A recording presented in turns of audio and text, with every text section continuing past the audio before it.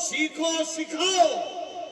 اور قرآن نے پہلی آیت میں کہا اقرأ بسم ربک، پڑھو اللہ کے نام سے.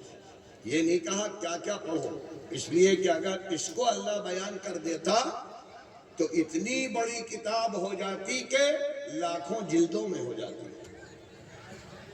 اس لیے کہ کائنات تو ہمارے لیے بنائی گئی ہے، ہمیں سب کو پڑھنا ہے اور اللہ کے نظام کو یہاں نافذ کرنا ہے. وَإِذْ قَالَ رَبُّكَ لِلْمَلَائِكَةِ إِنِّي جَاعِلٌ فِي الْأَرْضِ خَلِيفَةً. دنیا کا اللہ نے ہم کو خلیفہ بنایا ہے کہ اے انسان دنیا میں میرے نظام کو نافذ کر دے. اور اس کے بعد اللہ کے رسول نے اسی لیے فرمایا تھا ان العلماء ورثۃ الانبیاء. جو علم والے ہیں یعنی قرآن والے علم جو ساری کائنات پر محیط ہیں، وہ انبیاء کے وارث ہیں. ہم نے یہ سمجھا کہ نبیوں کا کام یہ تھا کہ بس مسجد کو آباد کر دو، باقی ساری چیزیں باطل کے لیے چھوڑ دو. یہ ہمارے دماغوں میں گھسا ہوا ہے. یہ قرآن کے خلاف، احادیث کے خلاف، نبی کی زندگی کے خلاف ہے. دنیا میں جو علم ہے، جو ذرائع ہیں علم کے، وہ دو ہیں. دو ذریعے اللہ نے دیے ہیں جس کے ذریعے سے سارے انسان علم حاصل کرتے ہیں. ایک ذریعہ ہے یہ باڈی، جس کو حواس خمسہ کہتے ہیں. باڈی کے 5 فنکشن، آنکھ، کان، ناک، ہاتھ، پیر. ہم اس کو پکڑیں گے بتا دیں گے لوہا ہے، سخت ہے. روئی کو پکڑیں گے کہیں گے نرم ہے. آنکھ سے دیکھ کر بتا دیں گے کون کیسا ہے، کون کیا کر رہا ہے، کون کس شکل کا ہے، یہ کالا ہے، لال ہے، نیلا ہے. اور ناک بتا دے گی کہ کون سی مہک آ رہی ہے، فلاں جگہ کیا پک رہا ہے. تو یہ اللہ نے دیا ہم کو علم کا ذریعہ، بہت بڑا ذریعہ ہے. اور دوسرا ذریعہ ہے عقل، دماغ. یہ تو کوسوں دور میلوں تک چلی جاتی ہے. اسی عقل کی وجہ سے آج لوگوں نے دنیا کو مسخر کر لیا ہے. آپ گاؤں میں ہو، دیہات میں ہو، کہیں ہو، آپ ساری دنیا کو دیکھ سکتے ہو، باتیں کر سکتے ہو. یورپ سے، امریکہ سے، روس سے، چائنا سے، کہیں. یہ عقل کی وجہ سے ہوا ہے. تو عقل اور حواس خمسہ یہ دو چیزیں ہیں جو اللہ نے ہر انسان کو کم و بیش دی ہے. لیکن ایک چیز اور ہے علم والی، وہ اللہ اپنے صرف نبیوں کو دیتا ہے. اس کو کہتے ہیں وحی الہی، اللہ کی وحی، جس میں اللہ اپنے انبیاء اور رسولوں کو غیب کی باتیں بتلاتا ہے. اور سب سے بڑا یہ اعزاز اللہ نے آخری نبی آخر الزمان حضرت محمد مصطفیٰ صلی اللہ علیہ وسلم کو دیا. جب معراج کرائی، آنکھوں سے آپ نے سکنڈوں میں بیت اللہ سے بیت المقدس گئے، وہاں سارے انبیاء نے آپ کا استقبال کیا. آپ نے سارے نبیوں کو نماز پڑھائی. اس کے بعد آپ جبرائیل امین کے ساتھ معراج پہ گئے ہیں. ایک آسمان، دوسرا، تیسرا، چوتھا، پانچواں، چھٹا، ساتواں، اور استقبال ہو رہا ہے آپ کا. ایک ایک آسمان کو دیکھا، وہاں استقبال ہوا، وہاں انبیاء سے ملاقاتیں ہوئی. پھر اللہ نے سدرۃ المنتہا کے بعد اپنے پاس بلایا. جہاں آپ اکیلے گئے جبرائیل بھی وہیں رک گئے. اور پھر اللہ نے راستے میں جنت دکھائی، دوزخ دکھائی. جنت میں کون جائیں گے، دوزخ میں، یہ ساری چیزیں بیان کی گئی ہیں احادیث میں. لہذا معلوم یہ ہوا کہ انبیاء دنیا میں سب سے زیادہ علم والے ہوتے ہیں. انبیاء سب سے زیادہ علم والے، کیونکہ ان کے پاس باڈی کا بھی علم ہے، دماغ کا بھی علم ہے، اور اللہ نے ان کو مخصوص کچھ غیب کا بھی علم دیا ہے. تو لہذا ہم لوگ تو انبیاء کے وارث ہیں. علماء اور ہر ایمان والا جس نے کلمہ پڑھا ہے لا الہ الا اللہ محمد الرسول اللہ، یہ کس چیز کا کلمہ ہے؟ ایمان کا، دین کا، اللہ کی کو نبیوں سے تعلق ہے. اگر انبیاء اور علاقے کا جو علم ہے، دنیا کا جو علم ہے، ہر عالم اس سے واقف ہو. اس کی مثالیں بھی اللہ نے بیان کر دی ہیں. بہت سی مثالیں ہیں. حضرت موسیٰ کا نام بہت سنا ہوگا. حضرت موسیٰ کے زمانے میں جو اللہ نے حضرت موسیٰ کو اس وقت کا جو سب سے بڑا علم تھا وہ معجزے کی شکل میں دے دیا. لہذا ایک ڈنڈا جو اپنے کام کے لیے استعمال کرتے تھے، اللہ نے اسی کو معجزہ بنا دیا. اور ید بیضا، ہاتھ، بغل میں ہاتھ ڈالا اور اس کو دکھایا تو سورج کی طرح چمکتا تھا.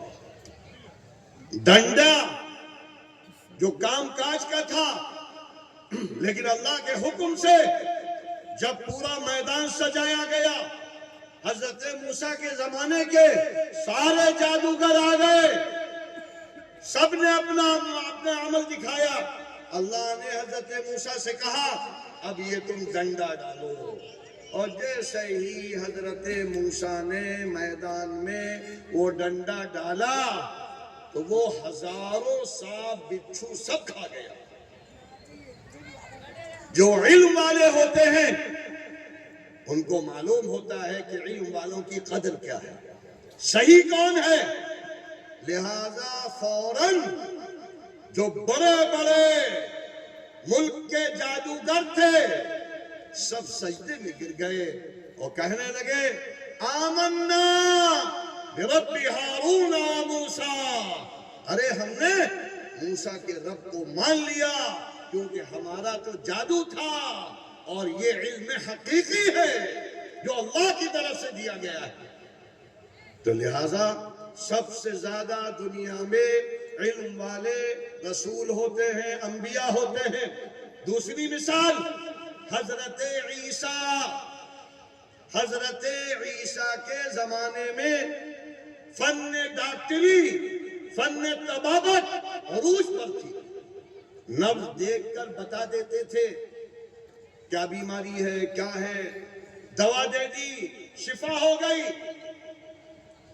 اللہ نے اس زمانے کے علم کو سامنے رکھتے ہوئے حضرت عیسیٰ کو ایسا علم دیا کہ وہ ہاتھ رکھ دیتے تو ماں کے پیٹ سے پیدا ہونے والا اندھا بینا بن جاتا.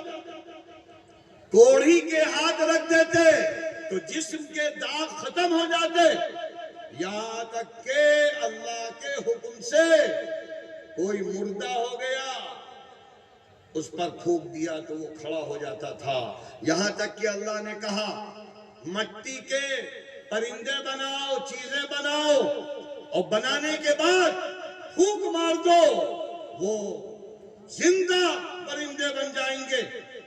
یہ اس لیے اللہ نے دیا تاکہ حضرت عیسیٰ اپنی قوم کے سامنے حجت بن جائے.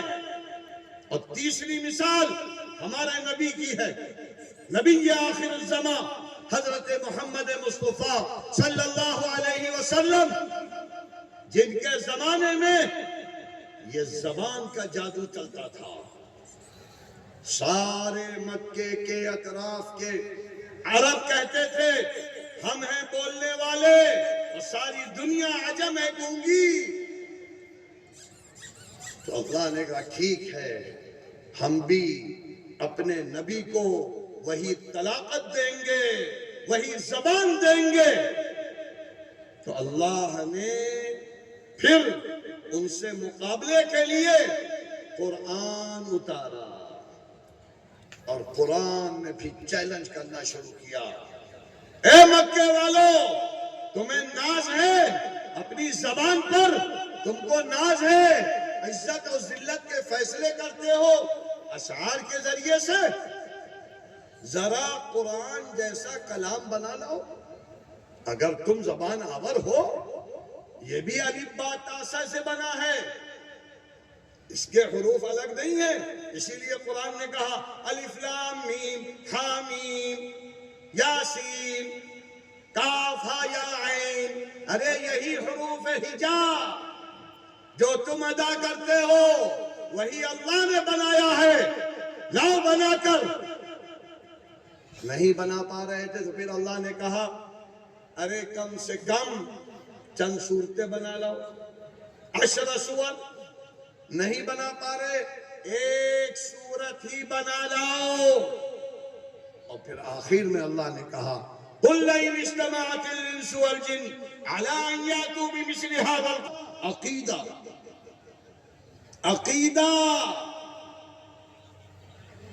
عقیدے کا مطلب لا الہ الا اللہ۔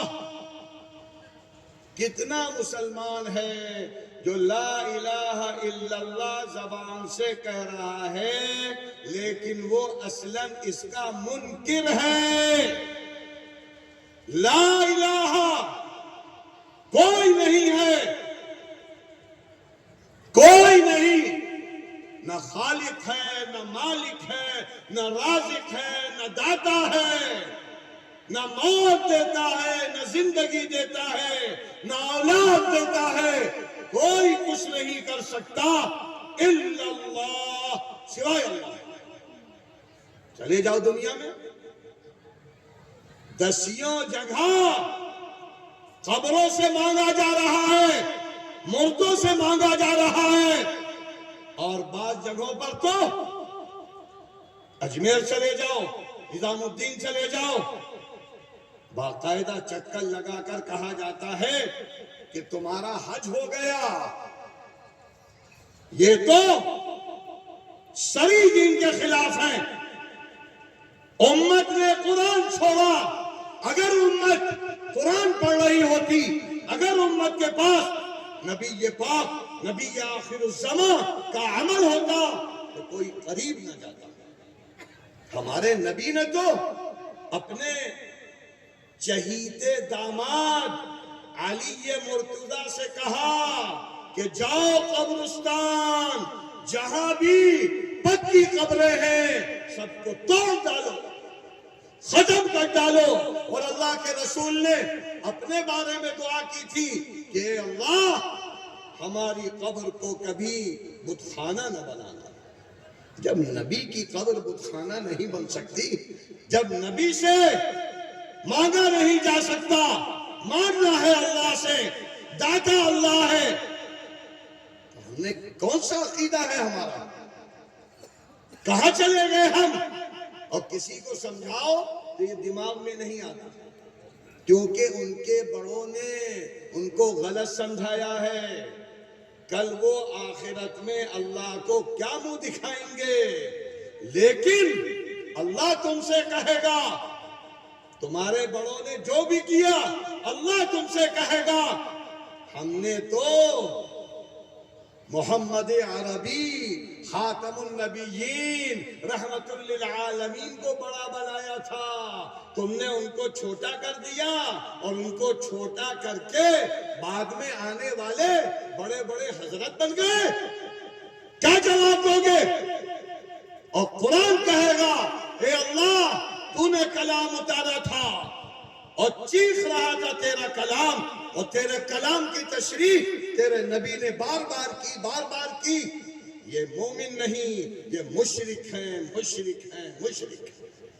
اس لیے اے ایمان والو عقیدہ صحیح کر لو، ورنہ اللہ کے ہاں شرک کی کبھی بھی مغفرت نہیں ہو سکتی. ذرہ برابر بھی شرک اللہ کو پسند نہیں. اور اللہ نے فرمایا ان الشرک لظلم عظیم، جو شرک کرتا ہے وہ دنیا کا سب سے بڑا ظالم ہے، اور ظالم اللہ کو پسند نہیں ہے. اور شرک اشرکا یشرکو کے معنی آتے ہیں اللہ کی صفات دوسروں کو دے دینا، یہی شرک ہے. اتنی موٹی بات نہیں سمجھ میں آتی عوام کو. لہذا ایمان مضبوط کرو، عقیدہ قرآن والا بناؤ، اور کلمہ لا الہ الا اللہ محمد رسول اللہ. اللہ نے فرمایا ایک اللہ ہے اور ایک نبی آخری خاتم النبیین ہے. اب کوئی نبوت کا دعویٰ کرے تو وہ دجال ہے، دجال. لہذا کتنے ہیں جو بھاگے جا رہے ہیں قادیانیوں کے پیچھے، اور پتہ نہیں کس کس نام سے ارتداد پھیل رہا ہے، اور جس کو دیکھیے ہاں ہاں ہاں ہاں ہاں اور ہم مسلمان ہیں. یہ دھوکہ ہے، اس لیے کہ ہم نے قرآن چھوڑا، نبی کی زندگی کو فراموش کیا. دوسرا شعبہ عبادات. جب تم نے مان لیا ایک اللہ ہے، وحدہ لا شریک لہ ہے، اس جیسا کوئی نہیں کائنات میں، وہ ہر جگہ ہے، ہر چیز کو دیکھ رہا ہے، تو لہذا بندگی اسی کی کرو، اسی کے سامنے جھکو. اور اس کے لیے اللہ نے ہم کو نماز، روزہ، زکوٰۃ اور حج بڑے بڑے اعمال دیے. اور نماز تو اتنی بڑی عبادت کہ اللہ کے رسول فرماتے تھے کہ جس نے نماز چھوڑی اس نے دین کو ڈھا دیا. اور کہیں فرمایا کہ جو نماز نہیں پڑھتا وہ کافر ہو جاتا ہے. من ترک صلاة مکتوبة متعمدا فقد کفر. بین الکفر و بین الایمان ترک الصلاة. دیکھ لو کتنے بڑے بات سے چل رہی ہے. اگر تم نے یہ سوچا کہ قرآن و حدیث میں معاملات کا حکم نہیں یا ہم اس کے مکلف نہیں، تو اللہ نے فرمایا افتؤمنون ببعض الکتاب وتکفرون ببعض. کیا تم قرآن کے ایک حصے کو مانو گے، ایک کا انکار کرو گے؟ اور جو ایسا کرے گا اس کے لیے دردناک عذاب ہے. پورے قرآن کو مانو. لہذا معاملات، چھوٹی تجارت ہو، بڑی تجارت ہو، چھوٹا کاروبار ہو، بڑا کاروبار ہو، ملازمت ہو، جس کی ملازمت کر رہے ہو اس کو دھوکہ نہ دینا، کام چوری نہ کرنا، ورنہ حرام کھاؤ گے. اور اگر تم نے تجارت کی دین کے تقاضوں کے اعتبار سے، اور دین کے تقاضے صرف دو ہیں بس، التاجر الصدوق الامین یحشر مع النبیین والصدیقین والشہداء. اللہ کے رسول فرماتے تھے تجارت کرو جیسا کہ اللہ کے رسول نے کی ہے، تجارت کرو جیسا کہ مکہ کے صحابہ نے کی ہے، مدینے کے انصار نے کسانی کی ہے. اس میں کیا تھا؟ سچ بولو، امانت داری کے ساتھ کرنا. جو کاروبار ہو سچ بول کر کرنا، جھوٹ نہ بولنا، امانت داری کے خلاف نہ کرنا. تو کیا ہوگا؟ کل قیامت کے دن تمہیں تجارت کا ثواب سنتوں والا ملے گا. جو نماز میں سنتوں کا ثواب ہے وہ تجارت میں ملے گا. اور کل میدان حشر میں تمہارا حشر سچ بولنے کی وجہ سے، امانت داری کی وجہ سے کیا ہوگا؟ انبیاء کے ساتھ، شہداء کے ساتھ، صدیقین کے ساتھ تمہارا حشر ہوگا میدان حشر. اسی کی دعا آدمی مانگتا ہے مسجد میں, یہی تو چیختا ہے.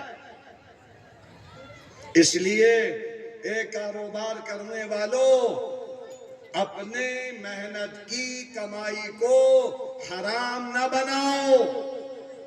جھوٹ بول کر, امانت کے خلاف کر کے, اس لیے کہ اللہ کے رسول نے فرمایا تھا جو